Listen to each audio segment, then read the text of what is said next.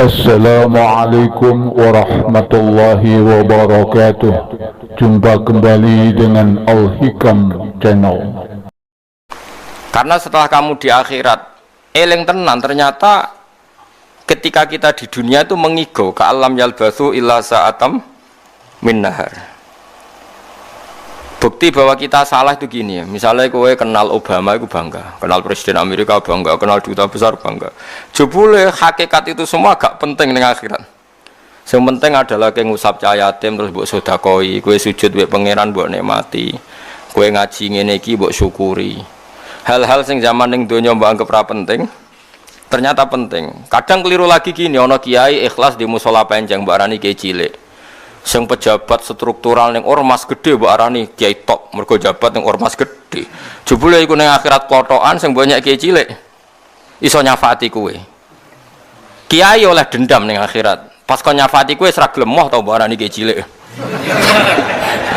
Lho dendam itu diolehno pangeran. Mulane kowe jogeman ngenyak kiai cilik. Iso wae gedhe indah apa.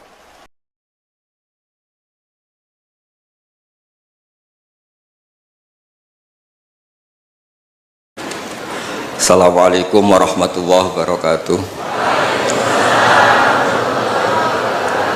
Bismillahirrahmanirrahim. Tabarakalladzi nazzala al-furqana ala 'abdihi liyakuna lil 'alamin nadhira. Allahumma shalli wa sallim wa barik ala sayyidina maulana Muhammadin alladzi qala wa fi haqqihi laqad ja'akum rasulun min anfusikum 'azizun 'alaihi ma anittum harisun 'alaikum bil mu'minina raufur rahim. Amma ba'du. Orang yang mati, apalagi orang fasik, orang kafir itu didhawuhi pangeran ngene. Jong kowe dhisik lali sangka peristiwa akhirat iki. Saiki kabeh tak buka. Fakashafna angka ghitaaka. Saiki tutup-tutup iku wis tak buka. Fabasaruka mongko te peninggal sira al-yauma ing dalem iki dina hadidun dadi cerdas, dadi tajem. Karena setelah kamu di akhirat eling tenan, ternyata ketika kita di dunia itu mengigau ka alam yalbathu illa sa'atam min nahar. Bukti bahwa kita salah itu gini ya, misalnya kowe kenal Obama itu bangga, kenal Presiden Amerika bangga, kenal duta besar bangga. Jebule hakikat itu semua gak penting ning akhirat. Yang penting adalah kowe ngusap cahaya yatim terus mbok sedekoi, kowe sujud mbek pangeran mbok nikmati, kowe ngaji ngene iki mbok syukuri. Hal-hal sing zaman ning donya mbok anggap ra penting, ternyata penting. Kadang keliru lagi gini, ana kiai ikhlas di musala panjang mbok arani kiai cilik. Sing pejabat struktural ning ormas gede mbok arani kiai top, mergo jabat ning ormas gede. Jebule iku ning akhirat klotokan sing banyak kiai cilik iso nyafati kowe. Kiai oleh dendam ning akhirat. Pas kon nyafati kowe ora gelem moh to mbok arani kiai cilik. Lho dendam itu diolehno pangeran. Mulane kowe jogeman ngenyak kiai cilik iso wae gedhe indah apa. Engko kathah rubba asa akhbaro madfu'in bil abwab law aqsama ala Allah la abarrahu. Dari Kanjeng Nabi, akeh zaman ning donya wong sawangane kedual-dual rambute, pakaiane compang-camping, tapi umpama sumpah atas nama Allah mesti Allah nyembadani. Si kiai ya, kalau versi medis Anda lebih tahu. Kalau versi kiai itu kematian itu dianggap hal yang sebetulnya ada versi kiai ya, semua orang tahu lah pasti mati itu. Cuma inginnya mati itu kan macam-macam, inginnya ya setelah kaya, terus setelah mapan, terus menangi anaknya mapan, cucunya mapan itu. Terus itu pun sebetulnya ada siap mati juga, tapi ya tetap mati itu. Jadi saya punya cerita, saya akan cerita yang lucu-lucu ya supaya nggak tegang ya menghadapi kematian. Dulu itu kroni itu ya sudah ada. Jadi Nabi itu ya punya kroni, tidak hanya pejabat. Nabi itu punya kroni. Nabi Sulaiman itu bisa terbang. Ya mulai dulu manfaatkan angin. Jadi angin itu mulai dulu memang luar biasa. Dimanfaatkan orang sekarang mulai tenaga angin, pakai rem angin. Mulai dulu angin itu luar biasa. Nah itu teman dekatnya Nabi Sulaiman tuh ya agak sopan tuh bilang gini, itu Pak Nabi itu kalau nanti ada malaikat Israel saya pinjam anginnya supaya tidak bisa ngejar saya katanya. Jadi mulai dulu tidak hanya pejabat, Nabi pun ya punya teman yang agak-agak gimana itu. Suatu saat malaikat Israel disuruh nyabut orang, misalnya namanya siapa lah. Nanti saya sebut ada yang tepaan sama nanti tersinggung. Ya semuanya siapa gitu. Yang jelas namanya ada Agus tidak Bambang karena bahasa Arab itu. Itu orang ini cabut di India. Gitu. Nabi Sulaiman kira-kira ya di Palestina kira-kira itu. Si orang ini ternyata di dekat Nabi Sulaiman. Nah kata Nabi itu kan orang hebat lah, sehingga malaikat ya kadang silaturahim ke para nabi. Israel sendiri ya kadang-kadang silaturahim ke para nabi. Silaturahim yang paling nggak disukai ya silaturahimnya malaikat Israel. Datang ke Nabi Sulaiman, sebenarnya niatnya silaturahim. Ternyata ketemu orang itu, kaget malaikatnya. Waduh ini gimana ini? Kok saya disuruh nyabut di India, kok orangnya di Palestina? Nabi Sulaiman kira-kira di kawasan Palestina, di wilayah yang katanya Israel itu. Karena Palestina kita tahu kan, menurut pemerintahan Israel itu wilayah Israel, menurut Palestina pemerintahan apa? Palestina. Tapi Indonesia alhamdulillah sampai sekarang itu nggak mau atau tidak punya hubungan diplomatik dengan apa? Israel. Sehingga kita harus mengistilahkan Palestina untuk warga Indonesia. Kaget malaikat ini, katanya disuruh nyabut di India kok ada di sini. Nah si Kroni ini, si orang yang itu melihat malaikat Israel, entah kenapa kok dia bisa melihat itu, mungkin punya kekuatan tertentu karena dekat Nabi. Kaget dia, malaikat melihat dia karena janggal ya, disuruh nyabut di India kok orangnya di Palestina. Si orang ini melihat malaikat juga takut, malaikat itu punya hawa yang luar biasa. Akhirnya bilang ke Nabi Sulaiman, ya Nabi Allah tolong pinjemin saya angin untuk saat ini juga saya bisa terbang ke India. Dipinjemin sama Nabi Sulaiman. Akhirnya orang itu sampai ke India, dikira angin itu sudah segala-galanya sampai India. Terus malaikat senyum, seneng dia. Wah ini sesuai protokol karena andai kan orang itu tetap di situ, malah malaikat gak berani ngambil karena prosedurnya harus ngambil di India. Jadi andai kan dia tetap diam di situ, sebenarnya malah gak masalah karena gak sesuai apa? Panduannya harus karena dia terbang di India, malaikat itu nyusul ya terus diambil karena sesuai apa? Ya, sesuai perintah harus memang diambil di India.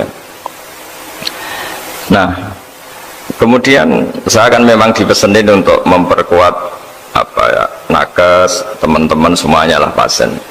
Tapi saya cerita dimulai dari yang seperti ini saya sengaja karena memang ya hidup itu seperti inilah, pasti kita semua akan mengalami kematian, cuma inginnya kita ya hidup itu ya sehat ya, terus kalau mati itu ya tidak punya utang karena berat nanti utang. Saya tidak tahu fikihnya itu, kalau utang pribadi itu hisabnya berat, kalau utangnya lembaga itu gimana ya, dihitung salahnya direkturnya apa dihitung salah karyawan yang minta naik apa gaji. Saya tidak tahu, kayak utangnya Indonesia itu yang disalahkan itu menterinya apa presidennya apa yang selalu mengajukan gaji 13. Tidak tahu itu karena di kitab tidak dibicarakan, yang dibicarakan utang-utang apa pribadi ya. Kalau yang utang-utang lembaga negara itu nanti tak tanyakan malaikat auditornya ini gimana cara apa itu yang disalahkan menterinya apa presidennya apa direkturnya apa pengajuan proposal itu. Nah singkat cerita itu kalau ngadepin kematian atau sebenarnya yang ngadepi kehidupan juga kita ini, inna sholati wa nusuki wa mahyaya wa mamati lillahi rabbil alamin. Saya bicara ilmunya kiai, misalnya si A itu sebenarnya sudah ditulis dia mati karena kecelakaan, yang satu ditulis mati karena sepuh karena tua itu. Yang satu mati karena tersedak, yang satu mati karena ngelindur, mungkin yang satu mati karena tenggelam. Sehingga sebetulnya andaikan kita melihat Loh Mahfud, kita ini ya naif. Saya berkali-kali ngaji bilang, kadang kita ini takutnya sampai tanggung takutnya dari motor ngelamun, gara-gara ngelamun gitu.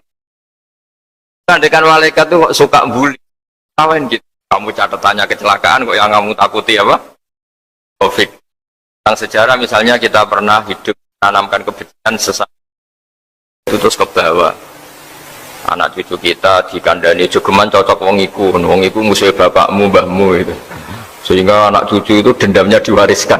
Wong dendam kok dia apa? Wariskan.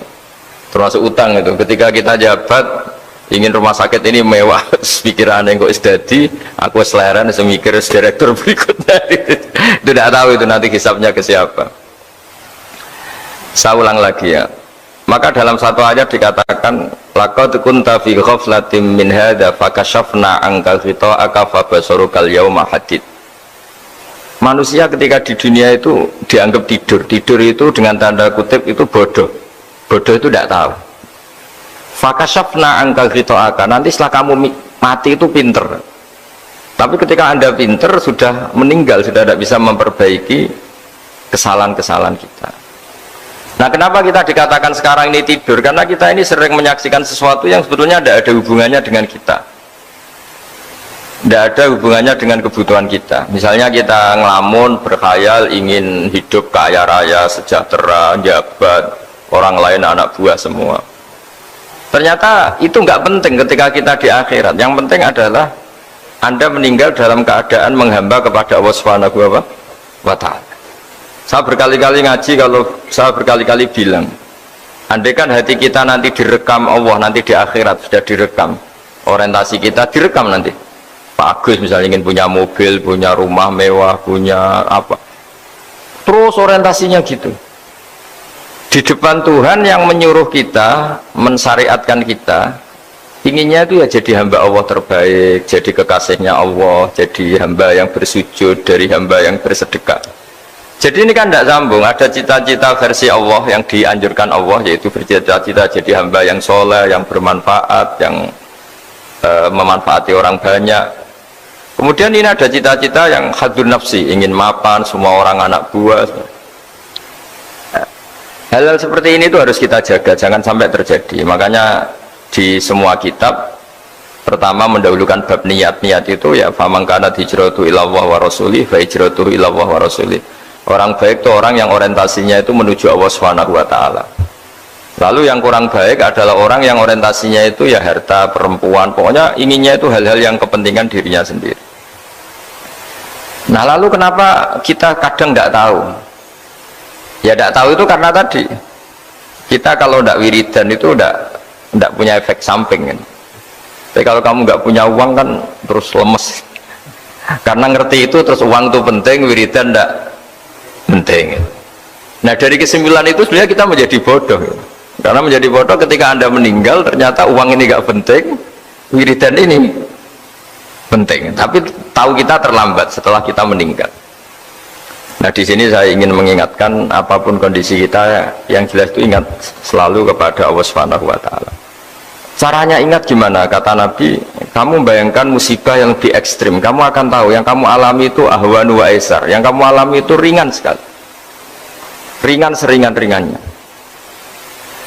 Saya beri contoh ya, kalau Anda belajar, kalau dalam bahasa pondok itu falak, mungkin kalau bahasa umum itu apalah, ilmu apa, misalnya orang ahli meteor, ahli apalah, ahli perbintangan, ketakutannya pasti benda langit ini jatuh kemudian menimpa bumi.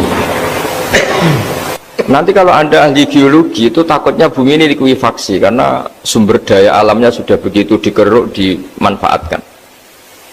Nanti yang ahli teroris atau yang ahli ekstremis itu takutnya itu ada teroris. Yang ahli sosiologi takutnya Indonesia itu chaos. Kalau chaos ya saling bunuh, saling apa. Jadi semuanya ini, ketakutan ini semuanya mengarah terhadap kematian. Kecelakaan lalu lintas ya menjadikan orang mati, likuifaksi kayak kemarin di Sulawesi ya, iya, gunung meletus, gempa, tsunami. Nah, ketakutan yang menjadikan kematian banyak. Kalau baru tsunami aja ya orang takutnya ke tsunami, nanti kalau ada kematian gempa ya takutnya gempa, kalau temanya COVID ya takutnya COVID. Terus kalau ada tetangga mati karena ngelindur ya baru gue nak turu, hati-hati nggak nak mati ngelindur. Jadi nah masalahnya kan kita tidak tahu, nggak tahunya itu ya tadi takutnya COVID, ternyata catatannya itu mati kecelakaan. Takutnya kecelakaan ternyata matinya itu ngelindur. Kan kita tidak pernah tahu.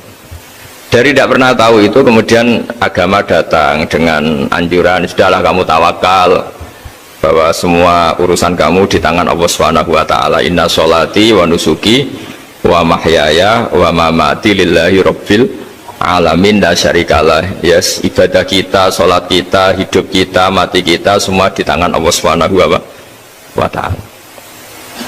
Sehingga dengan berpikir begini ini melihat Covid itu ya kayak melihat potensi kematian yang lain, kayak karena gempa, likuifaksi, kecelakaan, karena ngelindur, karena macam-macam. Kenapa saya membuat menyarankan ya supaya orang berpikir demikian, supaya bersyukur bahwa kita ini dihimpit, disekelilingi penyebab kematian tadi. Kalau kita ahli meteorologi mungkin takutnya itu asteroid jatuh, terus kemudian meteor jatuh yang nggak habis digesek oleh sistem alam, terus macam-macam. Yang ahli gempa juga takutnya gempa, yang ahli tsunami takutnya tsunami, yang ahli sosial takutnya Indonesia chaos, kemudian saling bunuh, saling dan sebagainya dan sebagainya. Nah, dengan keadaan seperti ini kita ini baik sekali, bukan sekedar baik sekali. Kita tidak mengalami chaos sosial, kita tidak mengalami likuifaksi, kita tidak mengalami benturan benda langit di bumi kita. Karena itu sekali terjadi bukan 1-2 lagi, tapi habis seluruh Indonesia, mungkin seluruh dunia.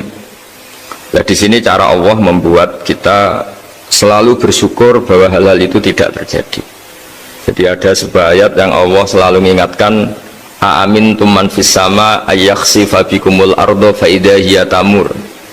Kamu boleh sekali-kali berpikir bumi ini justru potensinya itu likuifaksi, potensinya itu hancur karena di bawah itu ada magma, ada minyak, ada macam-macam. Ini kan di bawah ini kan ngerongkong cara Jawa itu karena diambilin terus.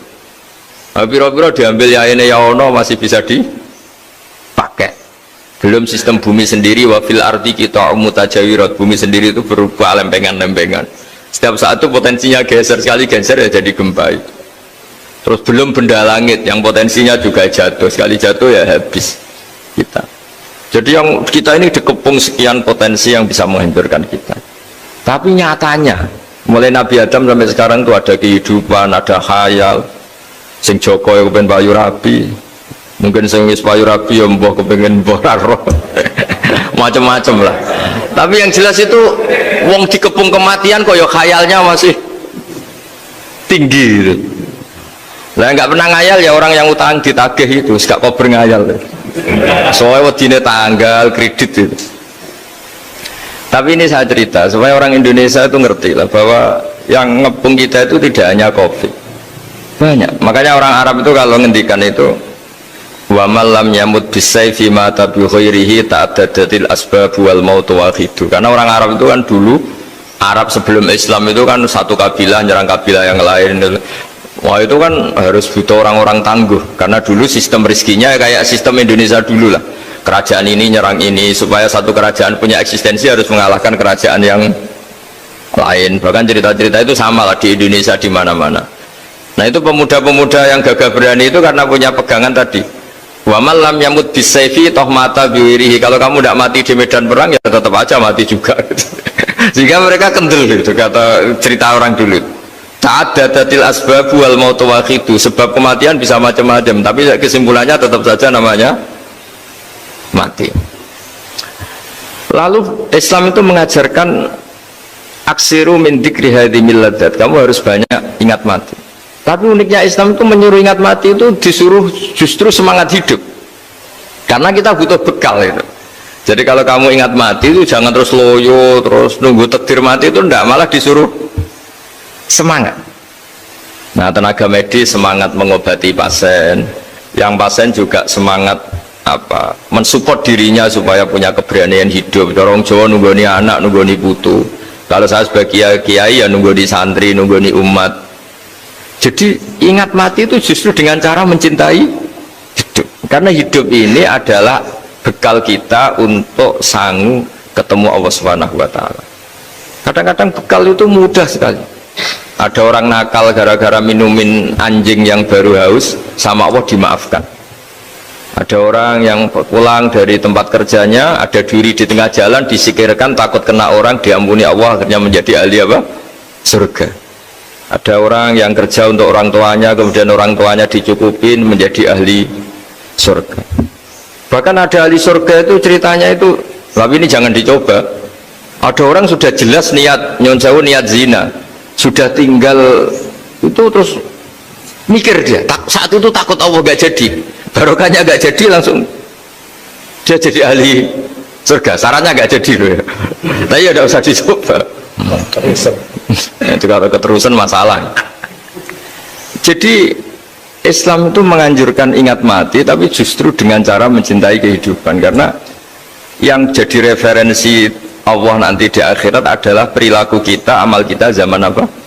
Hidup. Jadi disuruh ingat mati, tapi justru dengan cara sangat mencintai apa? Kehidupan. Lalu yang dinamakan kehidupan itu apa? Ya kita-kita ini. Ada yang mengkhidmati agama, mengkhidmati orang sakit, mengkhidmati itu ya berbakti, membantu. Ada yang nata lalu lintas, ada yang nata keamanan kayak Pak Polisi, ada yang nata keuangan kayak Kemenku, macam-macam. Semuanya harus kita cintai, profesi-profesi yang oleh Islam dianjurkan untuk kita nekuni itu. Jadi saya mohon lewat cerita ini orang itu tidak fokus takut COVID. Kasihan COVID kan jadi tersangka pembunuh sini. Padahal di kampung-kampung orang lugu-lugu yang saking nggak ngertinya itu kalau dikasih sumbangan itu katanya itu salam yang COVID matur nuwun. Itu ribet kalau orang lugu-lugu itu. Dikira COVID itu satu makhluk atau manusia yang apa? Nyumbang itu. Jadi saya mohon semohon-mohonnya, seminta-mintanya sampean harus ngitung nikmat lah. Dengan sistem meteor seperti itu di langit tidak jatuh ke kita, sistem bumi yang sudah merongkong gini tidak likuifaksi, terus di dunia ini banyak kimia, banyak racun, itu kalau misalnya meledak kemudian dibawa angin mungkin matinya lebih masalah. Ternyata semua itu nggak terjadi. Artinya nikmat yang sekarang kita dapatkan, kita nikmati sekarang itu jauh lebih besar ketimbang ketakutan kita. Nah, ini Islam selalu menganjurkan fazkuru ala Allah la'allakum tuflihun. Selalu ingat sisi-sisi nikmatnya Allah. Kamu jangan hanya sisi wah kita dikepung COVID, kita punya istri judes, punya anak nggak nurut, punya atasan sadis, punya anak buah nggak loyal. Kalau gitu terus ya kamu nggak berani hidup. Yang diingat masalah terus. Itu salah, hidup seperti itu salah menurut Islam. Yang Islam menganjurkan fazkuru ala Allah, kamu ingat sisi-sisi nikmatnya Allah, bukan sisi-sisi kita hidup itu diuji. Saya punya sekian cerita ulama-ulama yang unik, yang punya nasihat itu. Jadi ada orang kaya raya dulu temannya banyak, anak buahnya banyak. Suatu saat dia miskin terus gak ada yang berkunjung. Jadi dia ngeluh, curhat ke ulama itu. Ketika saya kaya yang berkunjung banyak, ketika saya miskin kok nggak ada yang berkunjung, kurang ajar betul teman-teman saya. Terus kata kiai itu lucu kalau yang ada nih, ya bagus gitu dong ketika anda miskin tidak ada berkunjung. Loh kok bisa? Ya misalnya kamu sekarang jadi buruhnya orang, pas disuruh-suruh dibentak-bentak, terus teman kamu udah datang, malah kamu jadi tontonan toh. Mendingan nggak ada datang, jadi kamu ketika buruh orang nggak malu karena teman-teman kamu sudah tidak datang. Ya alhamdulillah kalau gitu ya sudah. Jadi dulu satu hal yang dia dulu nganggap problem, iya kan, kalau kamu misalnya dulu kaya, temannya banyak, jabat, terus yang takut banyak, ketika sudah miskin nyun sewu jadi buruhnya orang, disuruh-suruh, terus teman kamu tetap do datang, siap nggak ada? Siap datang apa siap nggak datang? Lebih siap nggak datang sebetulnya, karena nggak jadi tonton. Akhirnya dia sadar. Ya gitu, kalau dikeluhin istri saya ini judes, ya sering marahin gini-gini. Ya bagus dong marahin kamu, kalau marahin tetangga malah masalah. Coba kamu punya istri kalau marahin orang lain, pusing enggak? Mendingan marahin. Jadi pokoknya dilatih terus. Lama-lama dia bersyukur. Nah termasuk cara kita melihat kehidupan. Ada doa Rasulullah SAW yang luar biasa, ya Allah jadikan kehidupan ini sebagai penambahan saya untuk berbuat baik. Wal mau tarohatan li min kulli syarrin. Kalau engkau takdir mati, ya anggap mawon nih mati itu berakhirnya semua potensi keburukan saya. Orang itu kan potensinya dua, buruk betul atau potensi buruk. Mungkin sekarang kita ada korupsi, tapi saja suatu saat kita korupsi. Mungkin sekarang kita ada salah, suatu saat potensi salah. Dan mati itu mengakhiri itu semua. Makanya saya berkali-kali cerita kalau ngaji, kalau orang-orang alim NU itu kalau ada bajingan mati tetap dia seksa ini baik dia. Itu tetangganya nggak mau semua. Wong bajingan darani baik, tapi kiainya ngotot harus disaksikan kalau ini baik. Akhirnya mereka bilang ya baik-baik, padahal di hati kiainya sudah tidak bisa garong lagi, tidak bajing lagi, ya baik lah gitu. Jadi sehingga orang-orang soleh itu melihat hidup itu ya biasa, melihat mati itu biasa, karena hidup adalah sarana kita menambah kebaikan, dan mati adalah akhir dari segala keburukan kita atau potensi keburukan kita. Jadi Islam itu mengajarkan kita gimana menghadapi kehidupan, juga gimana menghadapi apa? Kematian.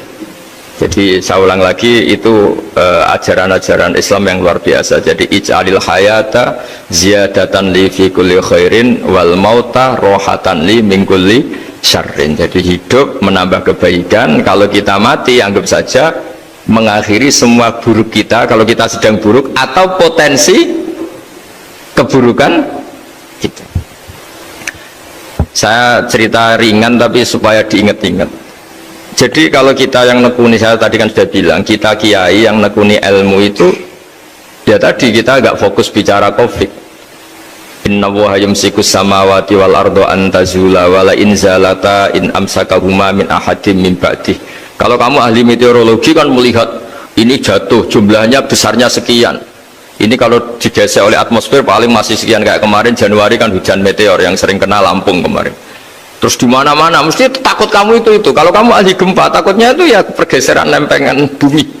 Kalau kamu ahli tsunami ya takutnya tsunami. Kalau ahli sosiologi ya takutnya chaos sosial, ya sama. Kamu medis ya takutnya penyakit yang menular, penyakit seperti ini. Oke, kita sekarang fokus menghadapi COVID, dan kita selalu berharap supaya Indonesia terbebas dari apa? COVID dan musibah-musibah yang lain. Ya tadi, apa gunanya terbebas dari COVID tapi chaos sosial kayak apa terus kita? Sehingga Islam selalu mengajarkan harus disyukuri lah bahwa kita sekarang alhamdulillah kita hidup harmonis. Kita kata Mbah Mun Bhinneka Tunggal Ika itu dimentikakno terus yang terakhir masalah air. Air itu sumber kehidupan. Di antara Allah mengingatkan kita adalah qul ara'aitum in asbaha ma'ukum ghoron famay ya'tikum bima imma'in. Bumi ini kan bawahnya ada magma, terus ada air. Normalnya air itu nggak ada. Secara teori itu normalnya air itu nggak ada, karena bumi itu kan kalau ada air kan meresap. Sudah meresap, bawahnya itu ada minyak, ada magma, harusnya air itu tersedot habis. Tapi orang saking angkuhnya, saking cueknya, ngira air itu malah potensinya itu abadi. Sebetulnya kalau menurut teori alam, air itu gampang hilang kan, diletakkan di bumi ya bumi itu meresap. Nanti bawahnya itu ada minyak, ada sebagian ada magma, ada macam-macam lah. Jadi potensi air itu harusnya nggak ada malah kalau melihat sistem itu. Tapi karena Allah saking rahmannya, air ini dijaga sedemikian rupa tetap ada. Kalau melihat sistemnya kan normalnya malah nggak ada. Makanya Allah selalu mengingatkan, in asbaha ma'ukum ghoron. Suatu saat air yang kamu pakai yang jadi sumber kehidupan itu bisa saja tahu-tahu hilang, mungkin tersedot oleh panas bumi atau corong Jawa niku nyeresep entek atau gimana lah cara Allah menghilangkan. Famay ya'tikum bima imma'in. Lalu siapa yang bisa mendatangkan air itu lagi? Ini kata para hafidh, ini yang kata guru-guru ya, termasuk yang dikatakan Pak Mukhtar ini. Nanti orang harus ngondikan menjawab Allahu Rabbul Alamin. Hanya Allah sendiri yang bisa mengatur air ini selalu ada. Itu Pak, kalau kamu pikir kan air kamu sokkan di bumi kan mesti langsung hilang, meresap ke bumi. Bumi ada bawahnya lagi, ada bawahnya lagi, dan mungkin yang paling bawah mungkin entah magma, harusnya itu nggak ada. Tapi Allah saking sayangnya mengatur sistem, air itu ada dan tersedia. Tapi ketika orang terlalu cuek dan angkuh sampai lupa syukur tersedianya apa? Air itu Allah mengingatkan, disuruh bayangkan, kul ara'aitum, coba bayangkan kalau in asbaha ma'ukum ghoron. Tadi kan ada khataman ya, saya ikut terima kasih. Bayangkan kalau air suatu saat itu ghauran menjadi hilang. Fama ya'tikum bima imai. Jadi saya tidak bisa spesifik memberi nasihat tentang kopi karena ya tadi yang bisa membunuh kita ini banyak. Ya tsunami ya bisa bunuh, gempa bisa bunuh, likuifaksi bisa bunuh, jatuhnya benda lain kita bisa bunuh. Takut tanggal utang kaget ya bisa bunuh. Macam-macam, semacam-macam lah ngelindur ya. Kemarin mudik aja yang sebelum tertata rapi aja mudik aja berapa kemarin kalau ada apa mudik lebaran yang tahun berapa 3 tahun yang lalu apa 4 tahun yang lalu dulu. Jadi saya mohon ketakutan kita adalah yang hakikat adalah takut jadi hamba yang tidak baik. Itu yang harus jadi ketakutan sejati. Takut kita di mata Allah tidak jadi hamba yang baik sehingga kita jauh dari Allah Subhanahu wa ta'ala. Karena cita-cita terbesar kita dan cita-cita terbaik kita adalah jadi hamba yang diridhoi Allah Subhanahu wa ta'ala. Sebaliknya ketakutan kita sejati adalah takut su'ul khotimah, takut jadi hamba yang tidak baik. Kita inginnya adalah assalamu alaina wa ala ibadillahis sholihin. Yang berhak mendapat keselamatan dunia akhirat adalah orang-orang atau hamba-hamba yang soleh. Ya tadi untuk menjadi soleh itu gampang di Islam itu. Tenaga medis nolong pasien ya ibadah, pasien husnudzon sama dokter ya ibadah, mengelola hidup, ingin hidup ya ibadah, anak ngurus istri ngurus, pokoknya anak yang ngurus keluarganya juga ibadah. Semuanya itu di Islam itu asal tidak maksiat itu dianggap apa? Ibadah. Dan untuk orang menjadi kekasihnya Allah kayak tadi, ada orang yang karena ngerawat hewan dijadikan walinya Allah, menghilangkan apa duri atau pengganggu di jalan jadi kekasih Allah. Itu cerita-cerita itu semuanya ringan. Bahkan tadi ada yang cerita sekedar ingin maksiat dan tidak jadi. Dalam Islam itu kan gitu, orang merencanakan maksiat kemudian tidak jadi, itu ditulis pahala. Jadi gampang sekali untuk menjadi orang soleh dalam apa? Islam. Kalau tidak bisa itu semua, kata Nabi, takufus syarroka anin nas fa inna sadaqatun minka ala nafsik. Kalau tidak bisa berbuat baik sama orang lain, yang penting tidak mengganggu orang lain. Terus kan enak turu ning omah ngelamun bengak-bengok dhewe aja banter-banter, tapi nak bengok-bengok banter-banter kan ganggu tangga. Itu asal tidak ganggu orang lain. Takufus syarroka anin nas. Kamu jangan sampai efek buruk kamu berakibat pada orang lain. Itu juga fa inna sadaqatun minka ala nafsik, itu ya bagian dari sedekah kamu. Taruh saja misalnya kalau secara ilmu medis, misalnya kita ini kok dinyatakan positif COVID, secara ilmu medis nggak boleh ketemu orang lain, terus kamu diisolasi. Kamu niatin ketika diisolasi itu tidak menularkan bahaya kepada orang lain, itu juga ibadah. Jadi ibadah itu gampang sekali, mudah sekali. Karena agama ini yuridu wa bikumul yusra wala yuridu bikumul usra. Agama ini mudah bukan sulit. Ya, mohon maaf tadi saya nggak bisa datang yang jam 11 karena saya tadi malam hormat di Jogja, acara 7 harinya Kiai Jatabek, tadi pagi baru datang. Tapi saya mohon pokoknya yang seneng ya, hidup itu yang seneng, diberi kesempatan hidup sampai sekarang itu yang seneng. Jangan karena teman kamu meninggal terus akan-akan ini teman saya meninggal, paling saya besok. Kok kamu tahu? Nyatanya besok hidup lagi, besoknya ya hidup lagi, sampai sekarang ya masih hidup. Karena roh ini tidak pernah mati. Roh ini ada masalah besar, dia ngadepi mungkar nangkir, ngadepi macam-macam karena dia hidup. Nah kemudian cerita yang kita ingkari adalah yang berlebihan, kayak cerita kejawen nak malam apa mulai terus neng kamare dikai rokok, mergo zaman ning donya seneng rokok. Rokok wis kaleng cung, wis dirumbuk di rokok mbahmu. Ono kadang dikai gemblong jare senengane bae, bareng cokot tikus jare bae wis mulai. Lah itu yang lah kalau itu gak trimo bid'ah Kang, iku ngawur tenan iku. Daerah-daerah tertentu nggih ke atas sing ngoten niku. Lah nek senenganem dhuwit yo dikai dhuwit nek kamar. Agar dhuwit ilang jare wis dijuk bae. Lah nek iku mboten enten sanate. Makanya roh itu nggak pernah selesai didiskusikan ulama. Ya terus ketika para ulama tafsir, ketika para ulama tafsir niku taruhan pertama lafat niku hakikat. Hakikat iku yo hakikat. Misale urip iku yo ambekan. Urip niku ambekan, mati iku mandek ambekane. Kita takoki misale tarife mati ku piye? Ora urip apa ora ambekan? Mboten jawab lho, ora sampean tak latih ilmu mantek. Sing diarani mati niku cara ilmu mantek kok didul hayat, angger gak urip yo mati. Terus alamate mati ku nah cara medis iku misale napa jantungnya berhenti tapi detak napa jantung utawi napa niku berhenti. Kemudian agama ini ruang tenan nggih. Agama itu menyisakan satu fakta yang enggak terbantahkan oleh siapapun. Gini ku misalnya begini, sampean saya tanya, orang itu kalau mati itu karena apa? Rohnya dicabut kan? Rohnya dicabut, terus disebut mati. Lalu yang mati itu apa? Rohnya apa jasadnya? Jasadnya, karena roh itu maknanya kehidupan atau nyawa. Berarti nyawa itu udah bisa mati karena nyawa itu ada di tubuh kita, ketika diambil kita mati. Berarti roh kita sendiri tidak ikut mati.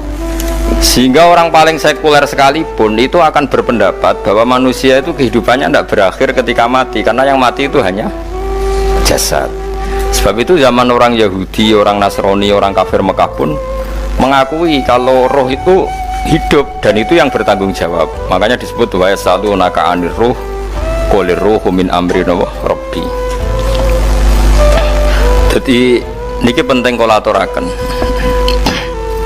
Sebab niku ya ora ono mati. Makanya kalau orang tasawuf ditanya, apa mati itu ada? Ya ndak ada. Mau petualangan pengalaman. Cara orang tasawuf fisik kita ini problem, gara-gara kita punya fisik kita jadi goblok. Nganggep duit penting, pangkat penting, terus kenal sampean penting, urip sing ra penting-penting cara kita penting. Tapi nanti kita kecewa sekali dengan kehidupan ini, sangat-sangat kecewa karena yang kita penting ternyata ndak penting. Misalnya begini, nanti sampean akan tahu makna ayat yang disebut di surat Ar-Rum. Oke, kita goblok dulu ya. Nggih, mungkin latihan goblok sih, engkau bar goblok terus pinter. Engkau gobloknya gak masalah, sementing ini pokoknya latihan sih. Tak jamin ilmu saya ini benar dalam konteks ini. Misalnya orang benar terus ya tahu bener. Sama tak beda ya, wong mati itu berarti dicabut rohnya, terus roh sendiri mati ndak? Ndak. Berarti dalam konteks ini orang yang mati syahid, apalagi para nabi itu mati enggak? Ndak. Sehingga istilahnya Allah, orang yang mati syahid ya ndak mati, para nabi ya ndak mati. Sebetulnya kita pun yang fasik itu ya tidak mati. Cuma karena kita ini rohnya itu mungkin buruk, dikekang oleh malaikat, dipelindes, dipenjara sehingga gak iso berkeliaran. Itu nak para nabi iso jalan-jalan. Mulane masyhur kanjeng Nabi ngendikan ketika beliau mau kapundhut itu, sahabat mau nangis, jare Nabi malah dawe ringan. Malah apik cung aku nak mati jare. Kok gitu ya Rasulullah? Masyhur itu hadisnya itu, hayati ya khairun lakum wa mamati ya khairul lakum. Aku mati ya apik, urip ya apik. Wa amma hayati fali asunna lakum as-sunnah. Aku nak urip akan mentradisikan satu sunnah yang bisa Anda tiru. Ya sunnah caranya sholat, sunnah caranya zakat, sunnah caranya berperadaban dengan istri, dengan tetangga, macam-macam. Sunnah di sini artinya bukan sunnah madzhab fikih yang wali ane wajib tadi, napa? Perilaku, napa? Perilaku. Terus nak kapundhut ya Rasulullah, ya malah penak aku nak kapundhut itu jejer pangeran. Terus delok kowe jare Nabi. Nak kelakuan apik aku muji pangeran, nak kelakuan elek wong aku wis parek pangeran tak jalukno sepuro. Mane ndak blekem terusno ae mergo selain wis bakat ya ana sing jalukno napa sepuro. Lah sajane kowe lah ya urip. Kowe misale mati saiki lah ya urip, tapi kan gak duwe hak jalan-jalan. Berarti dulu malaikat terus wow panjang no. Mulane sampai butuh napa? Atakoh kubro apa nak cara mriki sing diwacana kulo ping akeh apa. Napa cara mriki? Boleh. Enggak cara mriki lho. Fida, nah cara bahasa kitab iku atakoh. Cara mriki fida. Ben ora mlebu neraka apa ben mlebu swarga? Maksudnya ben ora mlebu neraka ta ben gak mlebu swarga? Lah wong jelas mlebu neraka kok wis divida. Berarti SPD banget nak mlebu neraka. Saking yakine nganti apa? Divida. Vida itu nak teng kitab-kitab niku madzhab Malik ya. Jadi sampean aja darani bid'ah sih. Memang dalam madzhab Imam Malik itu ada ataqah kubro. Ataqah itu merdekakno mayit utawi tiyang saking neraka. Itu dulu awal ijazahnya itu kalau nggak salah itu 12.000 kulhu. Terus di Indonesia malah meningkat jadi 100.000 ya. Wah itu bagus itu peningkatan itu. Semua cok nganti blengoran gegem itu. Nah sing anake jagungnya dihitung sitok-sitok, nah sing wong liya kerawu yes. Kula balik diundang ra tau teko, perkara niku wis ketoke ra meyakinkan kerawuk di. Nah, itu mungkin benar ya. Artinya mungkin benar itu kalau roh itu tidak meninggal, berarti ya masih menerima doa kita, masih ada muasalah sambung dengan kita. Sehingga itu yang diceritakan Rasulullah SAW ketika Mi'raj.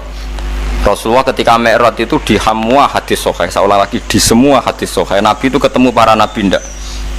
Ketemu. Karena bagi Allah nggak masalah. Ya masih punya sentimen. Ya layaknya orang hidup. Ya ono sentimen berhubung Nabi saudarane hasud. Ya duwe sentimen. Nabi Muhammad itu ketemu Nabi Idris, ketemu Nabi Adam, terus ketemu Nabi Musa, Nabi Isa, terus macam-macam. Nah, saya ketemu Nabi Nuh dalam semua sejarah. Mergo jare beda madhab jare tadi.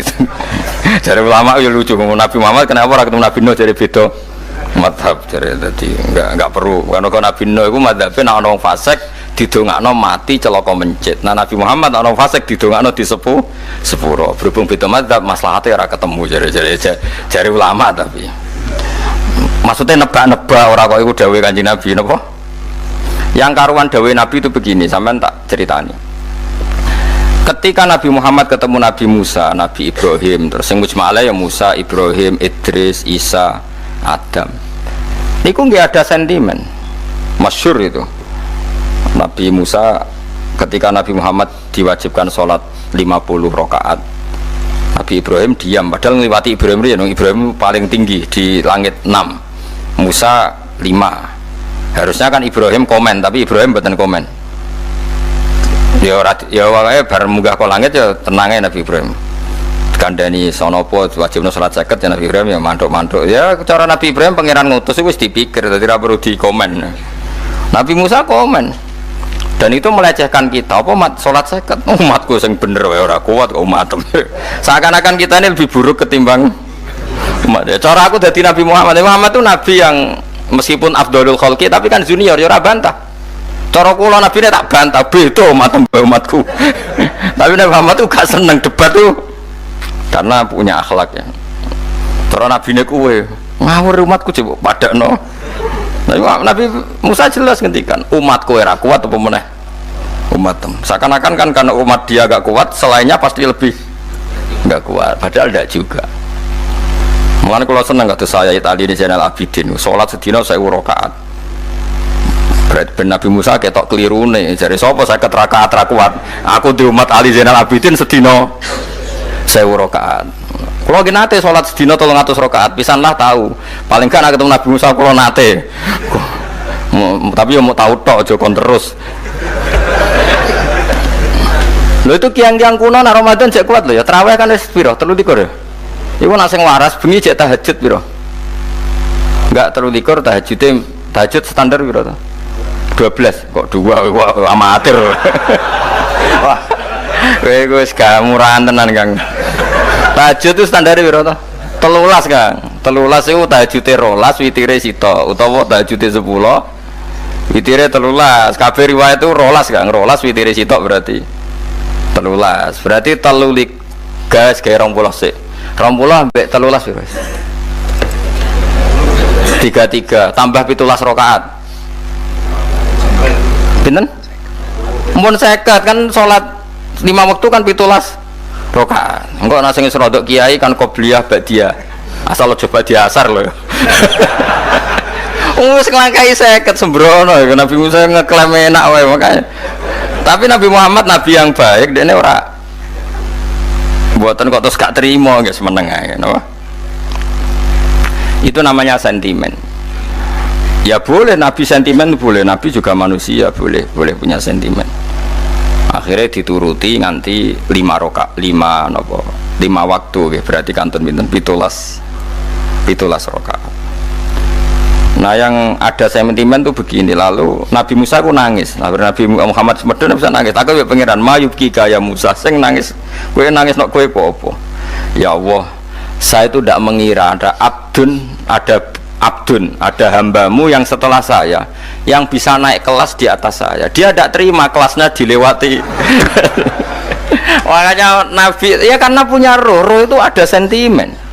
Orang kaya kuwi ana wali kutub ya ben kono wali-wali dhewe penting aku oleh ngerokok oleh. Kita kan tidak punya sentimen. Itu tidak baik dalam kehidupan orang kok tidak punya sentimen.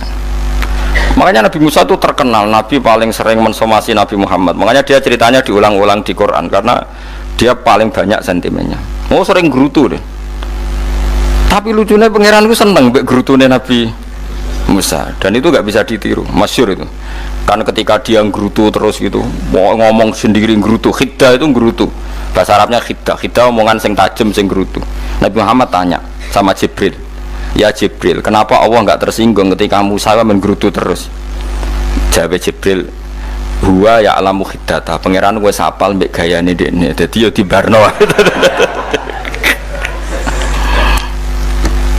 Dan itu tidak cerita Israiliyat, itu cerita-cerita yang masih di hadis sahih. Ini tidak cerita Israiliyat, cerita-cerita masih di hadis sahih. Makanya gerutu itu ya oleh, brengkel itu ya oleh asal proporsional, brengkel itu ya oleh asal nopo proporsional. Ya gue siji syaratnya keyakin aku kekasih pangeran. Problemnya kan orang kekasih pangeran. Musa aku gak terimanan. Contoh paling masyhur itu tadi. Musa, kalau kamu sudah membebaskan Bani Israel dari kaum Jabbarin, kaum Kan'aniyin, gini ku tiang-tiang budi kalau nantrang iku ra iso pokoke bangsa Palestina, tapi jarane Palestina bukan Kan'aniyin, supaya angel pokoke Kan'aniyin aja. Gak usah diterjemah sensitif. Kamu tak kei Taurat. Barang jare setelah kaum Kan'aniyin ditaklukkan Nabi Musa sowan ning Turisina.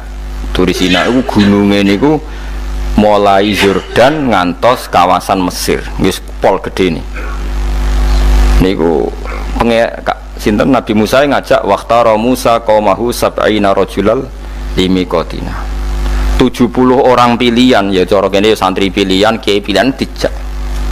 Pokoke singkat cerita Nabi Musa mojok sebab piye umat umik piye pokoke terus nggawa Taurat. Umatnya sing 70 wong brengkel lan nu'mina laka hatta narawaha napa jahra. Kok enak sampean mojok dhewe terus muni ketemu pangeran. Kita ndak bisa percaya kalau enggak melihat Allah sendiri. Gentenan pangeran sing tersinggung, wong ora nabi kok kecangkeman njaluk kaya nabi, ora levele njaluk ora pangeran. Terus akhirnya sambar bledek mati pokoknya. Bareng mati Nabi Musa malah lucu. Ya Allah, tiang 70 tak jak kon dadi seksi, nak jenengan mateni terus seksine sinten? Sepundi jenengan kudu diuripno. Akhirnya pangeran diuripno. Perkarane dikomplain Nabi Musa. Jadi Nabi sering gremeng, sering komplain pangeran Nabi Musa. Tapi pangeran seneng wong kekasih, yes bener wae. Mulane wong penting dadi kekasih pangeran sih. Engko keliru-keliru ku bener wae. Tapi nak ra kekasih bener wae ya salah. Wis pidato pengajian nak siar Islam, tapi nak ra kekasih disalahno mbek pangeran. Ana wali ku nak salat iku ora tau kok jero masjid. Iku wali. Padha mbek sing saf awal. Sing saf awal gak trimo salate ning jopo kok wali. Ya kok dhuwur.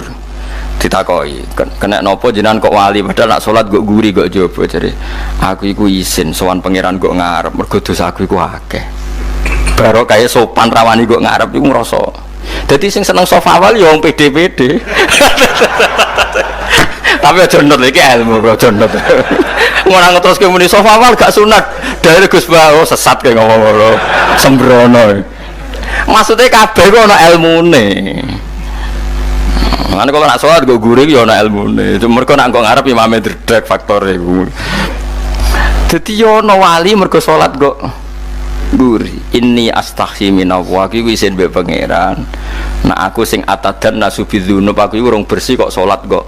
Ngeten iki kula niku mbok arani ijazah, mbok arani misal ya misal sauni-unimu wis pokoke aku ngomong secara hak. Kula niku ya kiai, bola-balik kadang ana wong Gus kiai kadang dijajal disantet wong. Kula niku ape ndonga tolak santet iku isin. Isin kula iku ngeten, perkarane ngene tok Gus Hafiz. Kula lho sampean anut kula ya oleh. Ora ya ora apa-apa wong, ora mbok nut kowe ora patheken. Isen kula ngene. Dukun santet itu apa nyantet kuwi ora mantep ambek ilmune. Ya iku iso nyantet. Lah kowe ku hafal Quran kan kudune mantep mbek Qur'ane kok gak pede. Lha ngono barang batil mantep mbek batil, iki barang hak ora mantep mbek hak. Mulane cara Nabi Ibrahim lha kowe kok ngancam aku ambek berhala la taduru wala lanfa. Dan mulane dekne Ibrahim iskal. Fakih fa'akhofu ma'asroktum wala takhofuna. Lah podo-podo kuatir ya kuatir kuwe. Pantese malaikat Israel waduh nyekik tukang santet lah. Lha apa nyekik hafid? Mestine iku kan lah iya barang wong nyantet itu kan barang batil. Mantep mbek ilmu. Kowe hafid ora mantep mbek ilmu. Ngono cara aku isin. Lan kula donga tolak santet iki ya isin ora kok perkara sombong ya isin ae Gusti. Wong niku kawulane jenengan fase ke mbok turuti. Kula saleh ra jenengan turuti. Mulane ya ora cara Nabi Ibrahim ngono. Lah aku ada mbok ancam mbek bro. Mulane fakaifa cara Ibrahim kok bagaimana saya perlu rasa apa? Takut. Foto-foto wadin mestine kuwe mergo iktimat ambek barang sing la taduru wala angka. Mestine sing kuwatir dukun santete mergo ngimani barang batil. Kok malah hafite sing wedi dasar gak wali blas. Maksudnya kira anak aku apa boleh, cuma kebangetan. Malah boleh hisip. Iya karep. Nah, ngadepi aku padha saleh hisip-hisipan lah. Ngadepi dukun santet kok mau coba. Nah, ngadepi aku ora apa-apa hisip-hisipan. Tapi yo ora pegawean sekarang hisip nazar aku kasan asadili ku mono wali. Hisipe kok nyerang ulama, yo mesti ra gelem. Malah aneh meneh. Maksudnya biar usah ora usah tuh kau ngadepi ngono biasa wae eling pangeran. Lah kok misalnya kok mati tenan, apa? Mati tenan tekset. Disantet, kowe mati tenan ya mati takoki pangeran apa kok mati? Iki jenengan kersano mati. Ora kena suket boten Gusti, dukun santet aja mateni wong. Sing duwe sifat al-muhyi al-mumit tetep jeneng. Iku Ibrahimiyah. Kan asmono makome Ibrahimiyah. Lah Nabi Ibrahim kan ngono. Wala akhafu ma tusyrikuna bihi illa ayyasha rabbi. Saya aku ora diblas sampai pangeran sampai berhala. Umpama aku untuk musibah ya mergo pangeran sing kersano. Dan misale munib santet wong kok tekset. Nah kok pangeran ya agak iya gitu. Kata koi pangeran gak jogeman muni. Kenapa nikmati? Kalau disantet tiang, lu berarti musyrik. Berarti kayak nganggep santet itu atir, ngabet, wes mate disalahno pangeran. Jogeman deh, paham ya? Kata koi kenapa nikmati? Mereka disantet, boten Gusti. Dia manjen tulisannya jenengan pun kalau mati. Pun dia ngoten mawon. Ya pinter deh. Sumput dalam gua jalalan kalau gitu. Jadi nak mati tetap kuliah tawafakum malakul mautil ladzi wukila bikum. Sing mateni kuwe ya malaikat sing tugas mateni. Soal dukun santet macam-macammu profesi jen mergaine ngono ya. Wis keben. Aku tahu loh Mas, sampai ngaji ning ujian divisi mbek panitia Gus mengke ngapunten biasane wonten kiai dijajal ngene-ngene. Ayo meninggal. Aku pe donga iku isen, ajane ya rada peti. Tapi pe donga iku luwih isen mbek pangeran. Maksudnya isen orang kok perkara sapa isen. Lah mosok pangeran tak terang no pentingnya nglindungi ulama itu kok wong cerdas ora perlu diterangno kok pangeran diterang. Akhirnya kula mulang Bu. Ya pede wae. Ya urip nganti saiki. Sampai panitia ini Pak, jenengan macano rekor. Tapi biasa wae maksudnya. Bocor aku pas mangkel malah tak lawan tenan, tapi aku wong atine apik. Ora wati. Ya iki waca ayat iki. Dadi wala akhafu ma tusyrikuna bihi illa ayyasha rabbi saya. Terus dawe Imam Suyuti, minal makruhi yusibuni fayakunu. Dadi misalnya mau pe disantet dukun santet kok kowe mati. Iku cara Ibrahim ya tetep aku mati mergo kersane pangeran ora perkara dukun santet. Mergo nek meyakini dukun santet berarti pedarani ghairu wa yu'athir. liyane Allah iku iso nglabet. Berarti tauhidmu jeblok. Jadi wis kalah keok tauhide jeblok. Jadi nak takoki muni santai. Napa mati iki payahe Gus. Syukur-syukur jawab muni apa mati kangen jenengan. Wah.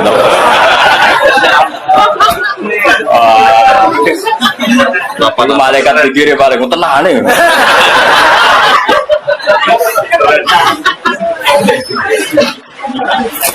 Jadi jelas ya. Jadi makom Ibrahimiyah dia, aku nggak pernah takut sama kalian. Kalaupun saya kena sesuatu yang buruk, mergo yasha Rabbi saya. Jelas ya, apa? Karena dikehendaki Allah. Enak dong ngaji yo. Yo clear yo. Yo clear yo. Yo, jadi misalnya kayak krungu kabar bocah ngaji Jalalain kok mati kena sandet, ki aja darani kena sandet yo pancen wayahe mati. Sing mateni sapa ya Allah Subhanahu wa taala. Lah ning ndi yo neraka apa ora ya ora roh pokoke mati. Aja kok takon terus moronti bar mati. Ora roh nek iku gak swarga. Mantap swarga. Ya jelas Nabi kenapa wala akhafu ma tusyriku nabihi illa ayyasha. Kalau waca tafsir ya, karena ini penting sekali. Masalah tenan pancen. Jadi ayat iki kula niku paham mulai guys, pokoknya mulai latihan ngalim paham. Semenjak itu aku iso nglakoni tenan. Maksudnya iso nglakoni iku nak ape donga tolak sandet iku isin tenan. Kulo duwe donga wakil itu, bisa menatur duwe ya. Macam-macam mbek aku. Aku aja brewamu ilang.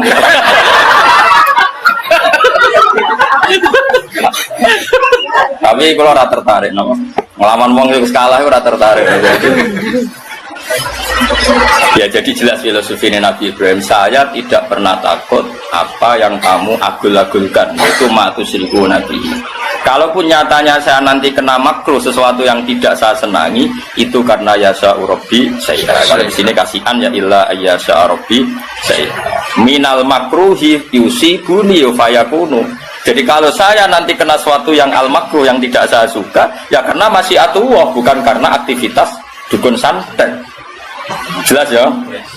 Enak toh? Ya dan mana ana kiai mati sing jare disantet wong, kowe nak aja geman di keyakinan ngono. Iku tauhidem jeblok. Kenapa kiaimu mati? Dia mati mawon. Napa? Kenapa ya jeneng ajale telas. Mumpun kan selesai kan? Enak toh? Jadi Nabi Ibrahim warning, aku ora ngarah kena musibah sebab aku ngelecehno Tuhan-Tuhan kamu, yaitu berhala. Kalaupun musibah itu terjadi ya karena kehendak Allah. Kenapa Ibrahim perlu memaklumatkan itu? Kalau beliau tidak memaklumatkan ketika kena musibah, tetap ditafsirkan karena kualat ngritik berhala. Makanya seorang ulama harus memaklumatkan diri. Mulane tak umumno saiki. Suatu saat nak muni mati ya pancen kersane Allah. Ora kok perkara kena dikon santet. Ibrahim yang ngono, kan diancam kowe nak ora nyembah aku berhala, engko kowe kena elek, kena musibah. Dan Ibrahim gak ngarah saya kena musibah karena faktor berhala. Kalau saya nyatanya kena musibah ya mergo illa ayyasha Rabbi syai'a, karena masih aku. Jelas ya? Iya. Jadi bojomu ya omongi, aku iku asline semlarat. Jok rabi kuwe tambah. Tapi asline melarat kuwi ku asli. Ora kok jok kentuk kuwe kudu kok terangno. Ben suatu saat melarat iku ora ono sing disalahno. Jelas ya. Kayak kowe ngene iki ana asli melarat. Ora kok perkara ngaji jalan ora barokah. Ya wis pancen asline wis. Dadi apa-apa kudu dikonfirmasi ben apa? Jelas. Ya jelas ya. Pak bodoh iki ora salah gurune. Ngono kok aku jute ngaji juga tetep bodoh. Bodoh iki wis asli. Langi-langi barang asli ku angel.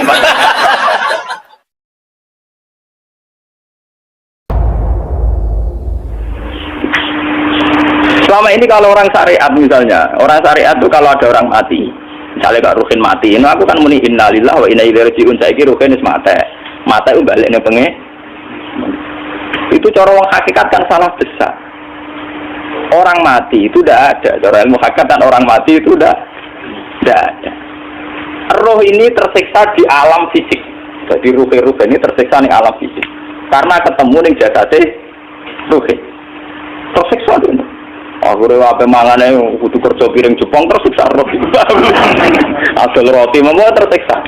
Misalnya kiai ape mangane dadak kudu pidato 2 jam bareng tersiksa. Roh kenapa? Tersiksa. Mergo ora butuh mangan, ora butuh ngombe, tapi gara-gara melok fisik. Paham ya? Lho itu nanti ilmu ketawarai ya bener. Kula boten.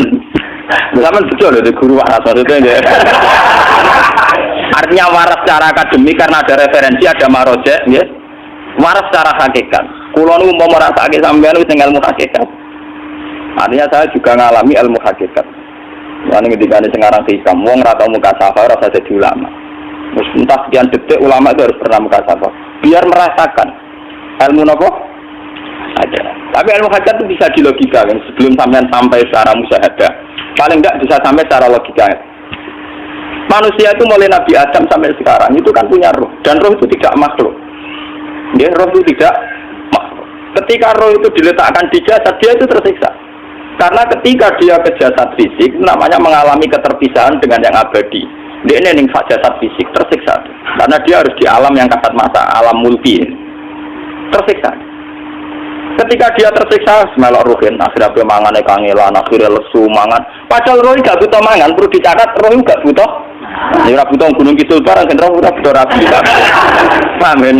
Ya ora butuh cinta, ora butuh pegatan, ora butuh macam-macam. Paham? Tapi karena dia nempel jasad sing butuh mangan, butuh rabi, butuh wedoan macam-macam. Akhirnya roh tersiksa. Suatu saat kalau roh ini dalam bahasa manusia mati, ini dalam bahasa manusia mati. Ini hakikatnya roh itu tidak mati, dia kembali ke habitatnya. Ini disebut innalillah. Kita ini dari awal ya dengan Allah. Wa inna ilaihi juga kemudian nanti kita pasti kembali ke Allah. Dan itu diyakini betul oleh orang wahdatul wujud. Jadi kalau roh mati itu ya tidak ada mati. Terus sekarang itu kembali karena sudah lama mengalami keterpisahan mergo melok fisik-fisik dari ono kerja dasinan, ono nggo proposal ruwet to, roh melok. Paham itu? Kita di roh napa melok roh. Lah roh ya tersiksa ngaku ora butuh mangan, ora butuh proposal bocah ngalor. Itu tersiksa. Makanya dalam cerita-cerita Jalaluddin Rumi yang otentik di kitab-kitab begitu. Ketika beliau mau meninggal muridnya itu nangis. Dari Jalaluddin Rumi, kamu jangan nangisi saya ini mau pesta perkawinan. Kamu tidak merasakan penyesalan saya ini lama menyesal karena harus hidup bersama kamu. Terus saya ini tersiksa karena mengalami alam yang rusak, yang fana. Alam yang fana. Harusnya roh saya itu di alam abadi bukan di sini. Maka jangan tangisi kematian saya. Kematian saya adalah kembalinya roh ke habitatnya. Semenjak itu kematian dianggap malam perkawinan karena roh kembali. Walhasil meniku cara ilmu tasawuf bahasa Arab jenenge wahdatul wujud, kena Jawa Yogya Solo keadaan jenenge manunggaling kawula. Mergo sing rawan ngono rugen to, Pak. Niku tak terangno detail. Dadi bathuk mesti iki buku sujud kan. Niku sampeyan ilang. Dadi seksine terlalu power cara teorine sinten Siti? Rugi kowe. Wis tadi ya kentur. Kali coba mantan preman gak dipat terus ora ngono mbok terus tak pateni kowe. Lah dipat iki ora iso. Premane kumat. Ya sampe preman gak debat ilmi. Ngono ku model. Kali Joko yo ora salah bisa sing dina Umar nggih ngoten. Soal Umar sahabat top. Lah jak debat atau milih patenane ya Rasulullah. Gak iso dene ilmiah. Mantar preman pasar ukat terus jadi sahabat tok debat yang milih mate. Jadi wonten cerita wong Yahudi jaluk keputusan Nabi bareng wis diputuskan Nabi cek mamang ndak tenang keputusane ngono dalam sengketa duniawi. Bariku takok ya Ali aku mau sowan ning Nabi Muhammad dikai keputusan tapi mamang karo kowe pilih ambek Ali dikai keputusan persis kanjeng Nabi cek mamang meneh takok Umar. Apa malah aku mau singgone Muhammad, singgone Ali, kayak keputusan kok mamang, Mar. Cara kowe piye? Urusan duit. Entah ini, entah dia melebut buat apa? Uang diputus nanti orang mar. Buat apa mati? Awe. Mereka mantan apa? Cara mantan intelektual kan ya wajar nggak uji percaya Nabi. Kan barang cara Ali sudah. Gak percaya wis kandhani. Ora mencerani tenan. Lah ora apa pateni. Ya wajar wong Yahudi kok percaya Nabi, nek percaya ora gitu Yahudi Muslim. Lah iki itu Gustur. Are Gustur ra beda piye tenang. Ali nyen ngoten watake ngoten. Nasibe padha. Ali itu ilmuwan yang jadi presiden gak sukses. Ini niru Gus Dur. Mergo ning dinggo nek wong pinter mimpin ra sukses. Wong pinter gampang maklumi. Lah misalnya kita jadi kiai wong pinter. Kayak santri ini pacar. Maksud itu jangan ada cawe itu. Wah, ruwet. Terus malah galin dinalina tubuh syahwat minan. Iya, bodoh ketemu pelaturan. Paham ya? Ruwet dah. Mulane jogeman, iki pinter teman-teman itu jogeman. Sing biasa wae ono syariate sithik-sithik. Sing kamane ono santri pacaran tersinggung, ono santri nakal tersinggung, sing ono rasane lha dunya ono napa?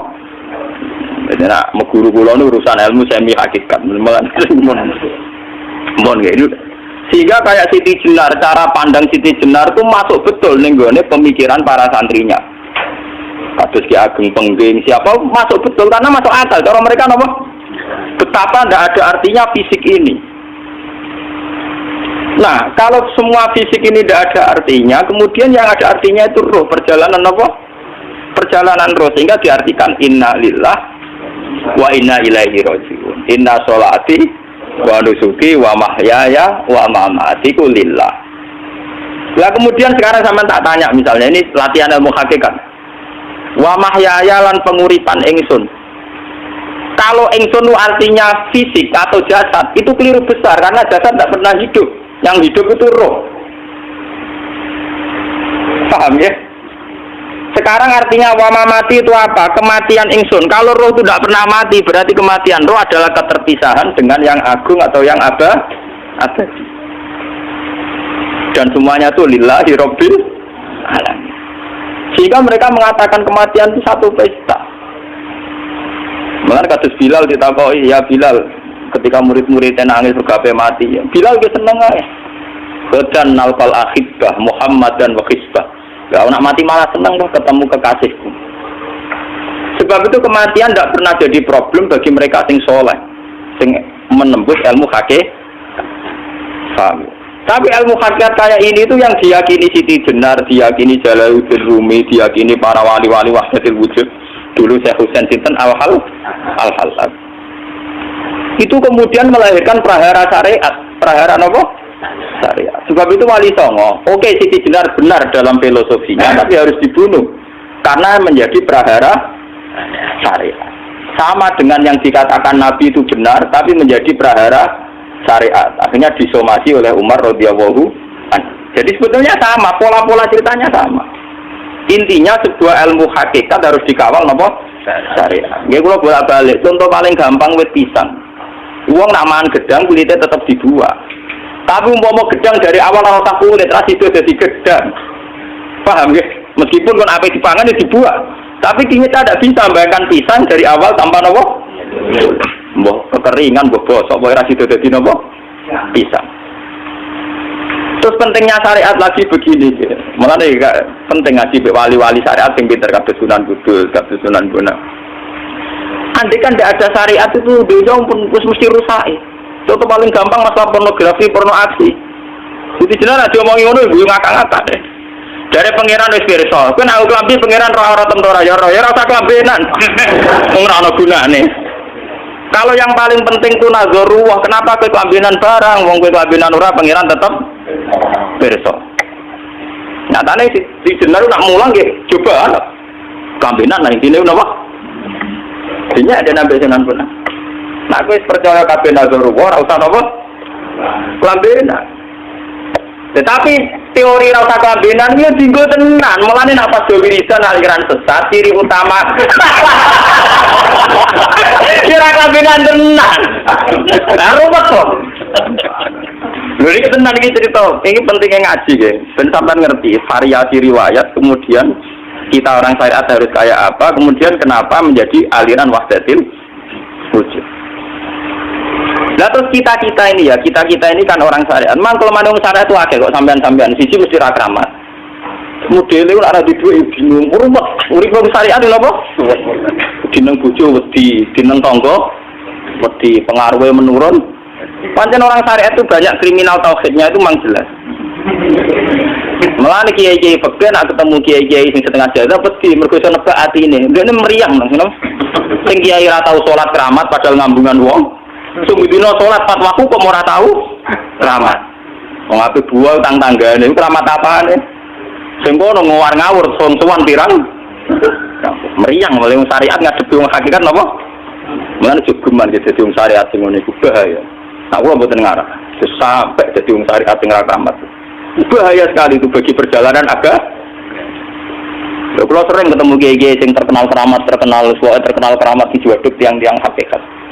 Ditantang kanca-kanca kok wani, nah tantang aku tetep rawani kok. Mikir deh.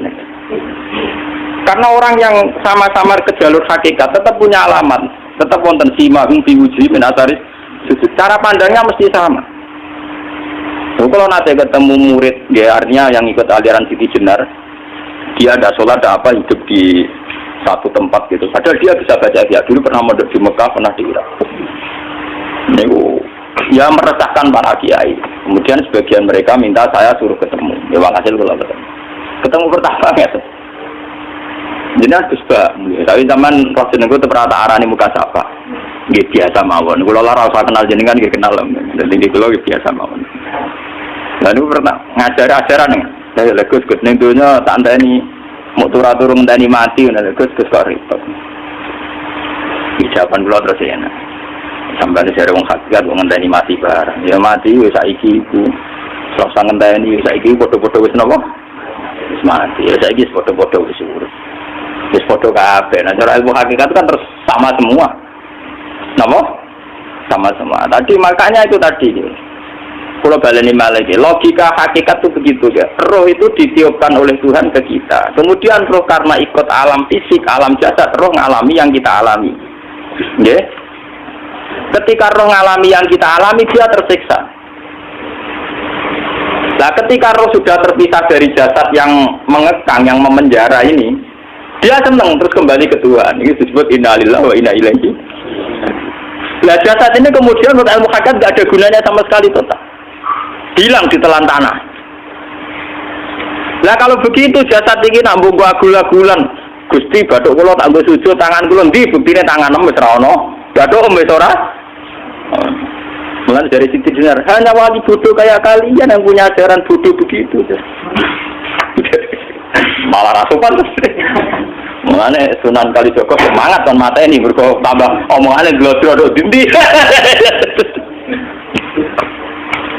Tapi yang nggak disadari Siti Jenar yaitu tadi inti dari ilmu hakikat itu kan tunduk sama kersane Tuhan.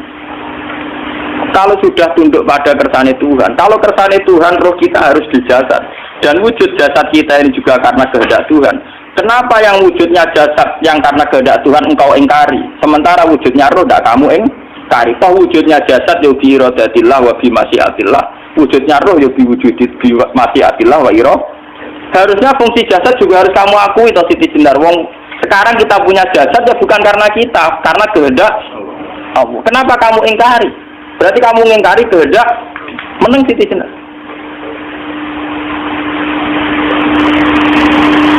Makanya hakikat yang pertama saya itu pasti khayal. Lah Siti Jenar itu hakikatnya baru yang sampai khayal itu, sehingga dia tersesat. Sebetulnya kalau sudah hakikat beneran itu tidak perlu khayal begitu. Artinya perlu khayal jasad kita sing senajan ora ana gunane ini. Tetap ya wae wujudnya karena kehendak Allah. Juga kita harus terima. Apapun kekurangannya, apapun kenaifannya, ironisnya harus kita terima. Ini sebagai bentuk penerimaan kita pada masyiatil. Begitu juga keadaan roh kita sebagai penerimaan atas masyiatil. Meskipun ada teori-teori roh yang lebih valid misalnya begini. Kanjeng Nabi itu suatu saat ininya terputus karena perang Uhud. Jadi Kanjeng Nabi dia dolanan drijine ini. Napa jari jemari ini Nabi putus. Dia dolanan. Jadi Nabi sendiri kadang sering ngajarkan ilmu hakikat. Hal lagi illa isbun udmiyat wa fi sabilillahi ma lafitu. Kowe ora trimo fisik, bentuk fisik jari jemari sing ditetir berdarah. Tapi nak kue fisabilillah ayo wis balik ning habitatem.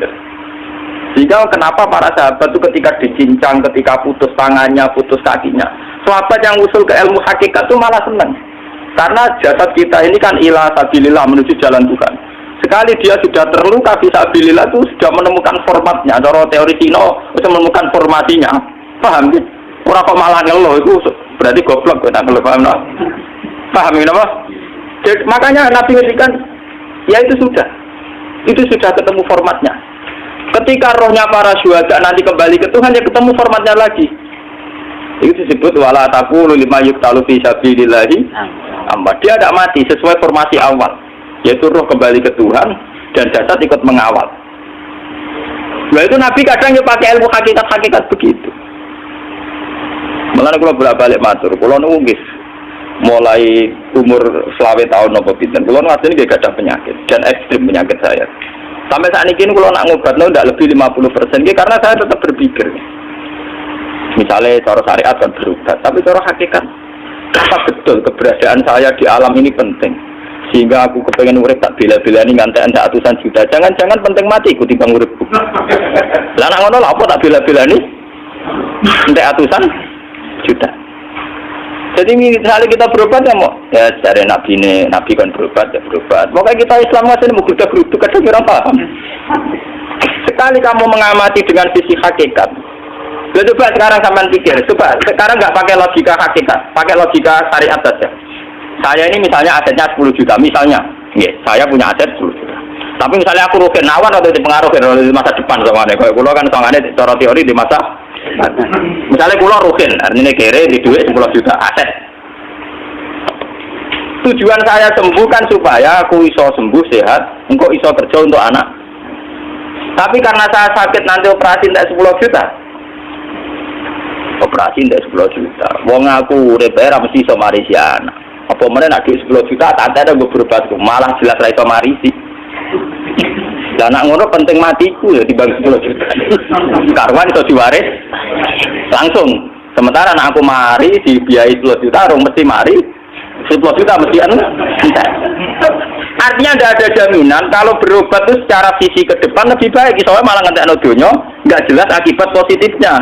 Misalnya tetap lumpuh duit teori loh Bapak, artinya apa? Teori hakikat tetap lebih benar bahwa hidup itu tidak ada artinya, semua itu tidak ada artinya, berobat apa enggak berobat semuanya tidak ada arti. Teori loh gini. Sehingga kalau kita tengah-tengah aja tengah-tengah kasus kula misalnya loro nggih berobat. Gusti separuh kula nglakoni syariat tapi sebagai kula ulama fikih separuh kula lakoni napa? Jadi kula tetap mboten ngarah obat 100%. Tapi orang Arab berubah dong kalau tiang nopo syariat. Tapi memang faktanya itu begitu. Cara Kanjeng Nabi kadang Kanjeng Nabi berubah. Kadang Kanjeng Nabi wis niki tercincang gede guyon. Wahal lagi illa usbu'un utwiyat ora apa trisi sing gak melok-melok. Nah, bukti bahwa jasad itu begitu tidak penting. Kayak Sayyid Hamzah. Mulai Sayyid Hamzah nganggep wahyu bentone ra karuan. Kalau teori Siti Jenar itu benar, teori Jalaluddin Rumi benar teorinya ya orang-orang salate lho guys, maksudnya pun anut ra salate. Benar cara analisis roh. Ketika Sayyid Hamzah dinyatakan mati oleh manusia, oleh hukum manusia dinyatakan mati karena dia sudah tidak bergerak. Dalam teori hakikat kan rohnya Sayyid Hamzah sudah fi khawasili tuyurin khudrin. Rohnya sudah diambil Tuhan, tidak mati. Paham ya? Ketika rohnya Sayyid Hamzah sudah diambil, jasad ini sudah tidak punya rasa. Sekarang secara syariat kasat mata kita tahu, wong jasad tak diinfus, di sayat-sayat dioperasi orang kroso. Apa meneh saiki ruhe wis bisa.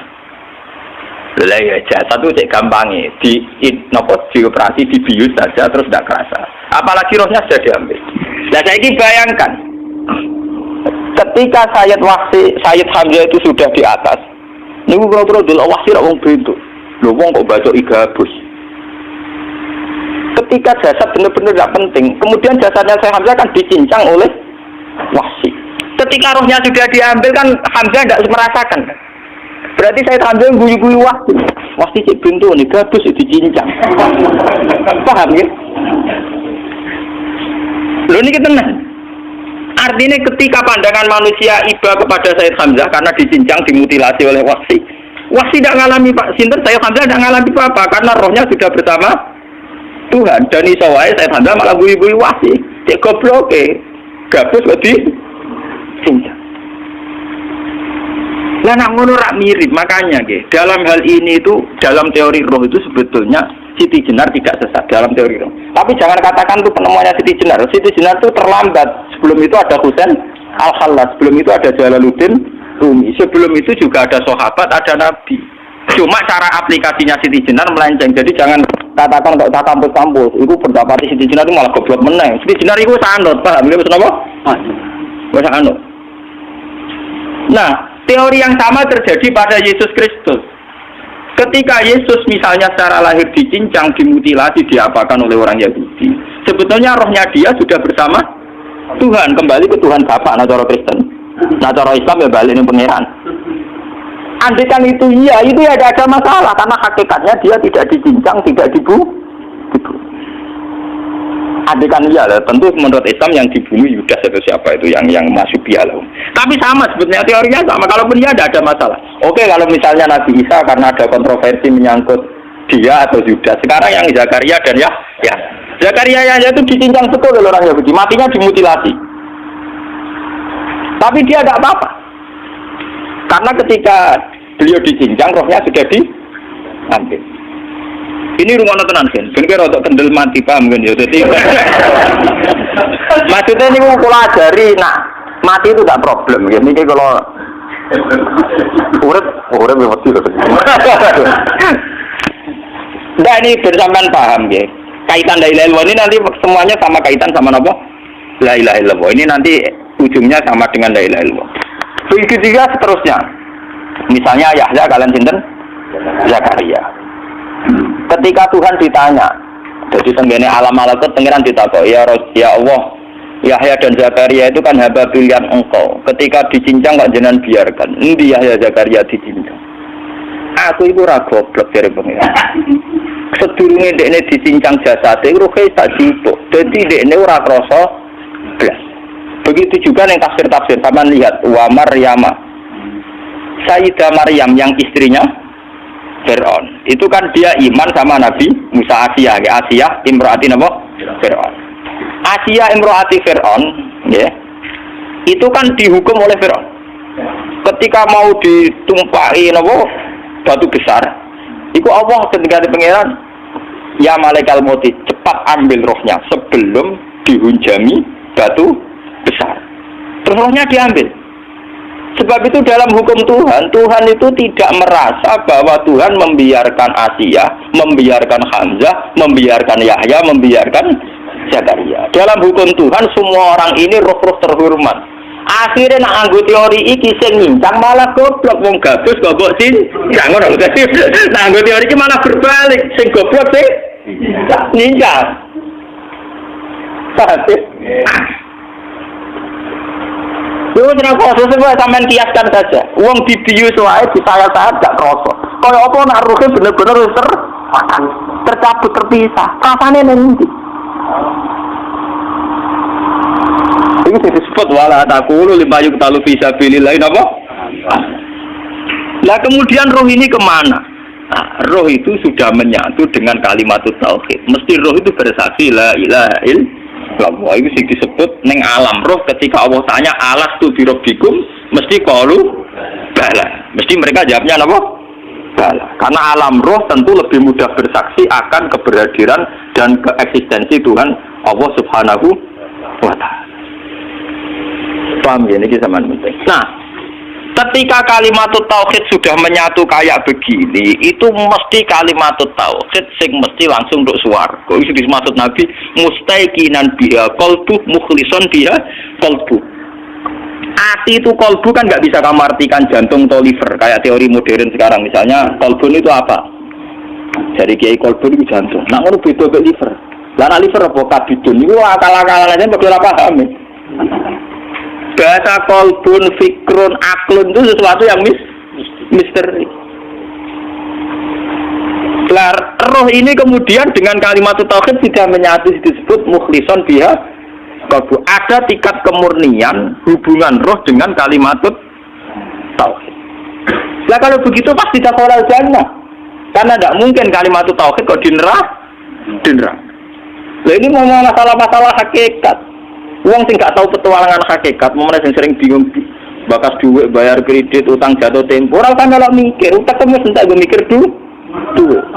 Sing mahasiswa sok mikir men pacaran. Sing santri-santri sok mikir hakikat tapi kok utang mbek kredit. Mana anut kula mawon, kula rapati bingung urusan dunia, rada orisinal lah. Kalau kula barang rada orisinal. Hanya tingkat i'rabnya dari dunia sudah bagus, maksudnya pun parah. Sudah. Wong kula jare wong dipengaruhi ora roh. Jare wong kula ngalim ora roh wis mati rasa. Jadi paham kula logika niku napa?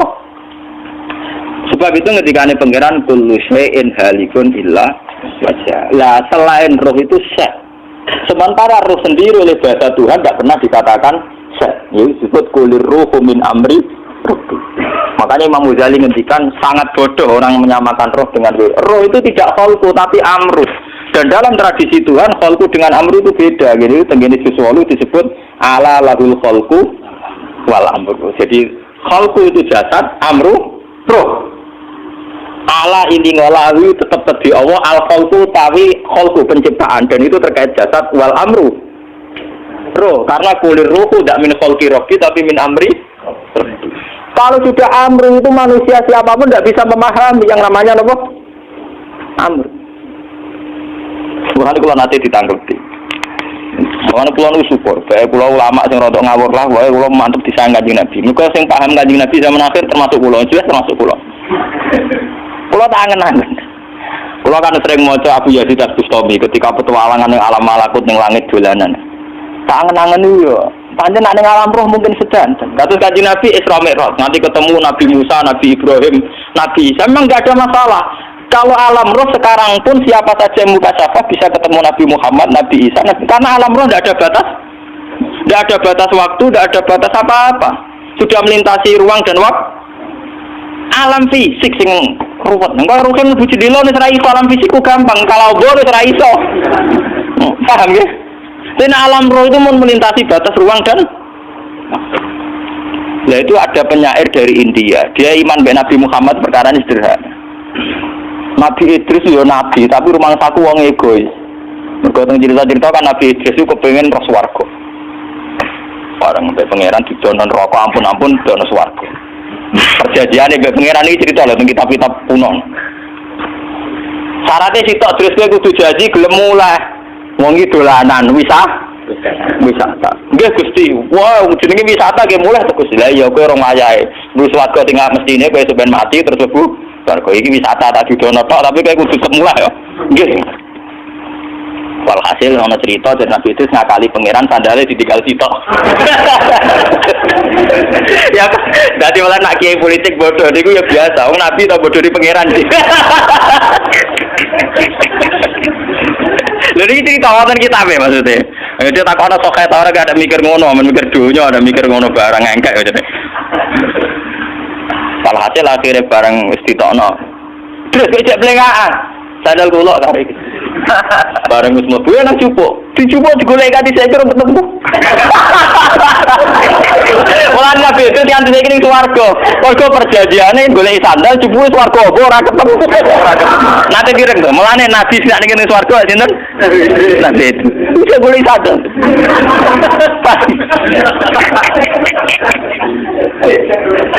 Wah, beda terkenal. Yo ana cerita niku.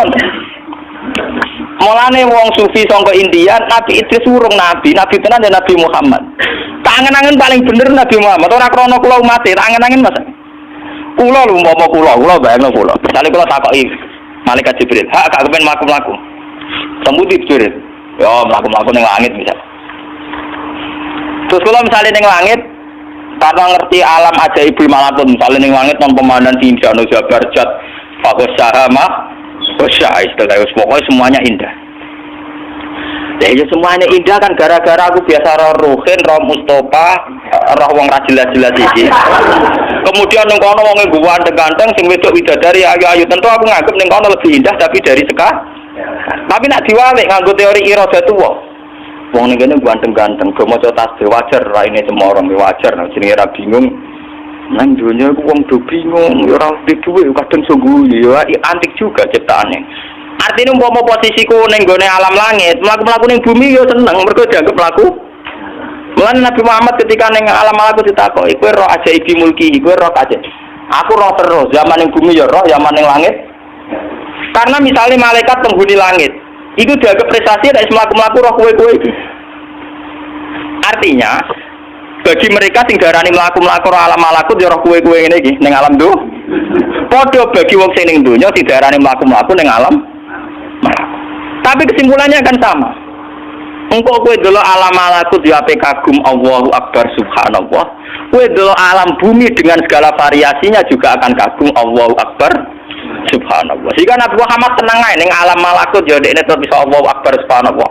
Ning bumi ya iso Allahu Akbar subhanallah. Mun pengiran ku gawe, kowe pancen anta abdi hakon. Maksudnya pancen nabi ku tenan jos tenan iki.